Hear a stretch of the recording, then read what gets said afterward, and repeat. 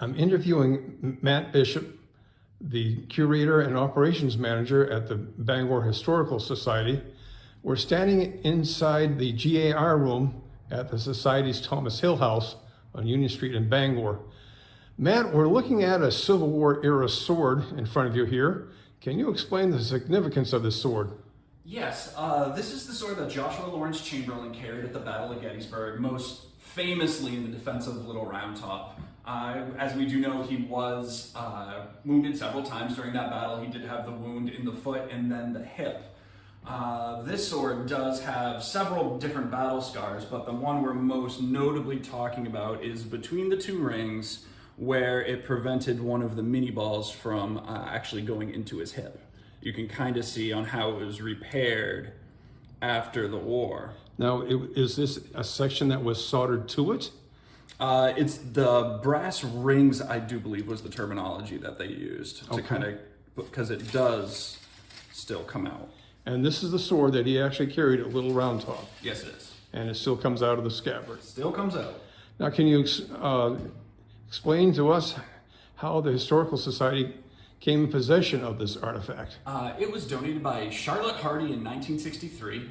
She had several other items that she was donating to the Historical Society, and it is now proudly displayed very prominently in our GAR room. Is this a requested stop on tours when visitors come to the museum? It's definitely one of the crown jewels of the organization. We are known for having this piece, and even for the people that aren't visiting for Chamberlain or the Civil War, their jaws definitely do drop to the floor when they make that connection with Bangor, Chamberlain, and the sword being here. Now, how extensive is the Society's Civil War collection? We definitely have one of the largest Civil War collections north of Boston, but we have numerous firearms, we have numerous drums, swords, archival work, and several other great images and artillery shells that were coming back. Where Bangor, we were home to many of those great units that were known, most specifically the 2nd Maine, which was the Bangor Regiment, the first regiment to leave the state of Maine. We did become that repository after the war. Where the Historical Society was founded in 1864, we have been preserving, protecting, and sharing not just Civil War history, but history of the region for a while. And the house that we occupy, the Thomas A. Hill House, was owned and operated by the Sons of Union Veterans for many years, and they eventually would gift us their collection and the house. When did the Historical Society come in possession of the house?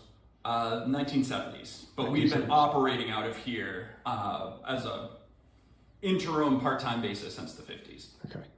Now the museum here is open for tours when? Yeah, we are currently open Sundays from 9 to 2 and Monday through Thursdays 10 to 4. And then the Historical Society offers walking tours? We do several different walking tours of downtown Bangor and Mount Hope Cemetery, and also some spooky or ghost story tours throughout the month of October. Okay. Can we take a close-up of the sword just one more time? Absolutely. Starting down, if you'd like to hold it. Start at the tip here. Work our way up. We appreciate this. Again, this is the sword that Joshua Lawrence Chamberlain wore during the Battle of Little Round Top. And you can see, as Matt mentioned, see the spot that was hit by a Confederate mini ball and was repaired later. And the sword is on display here at the Thomas Hill House.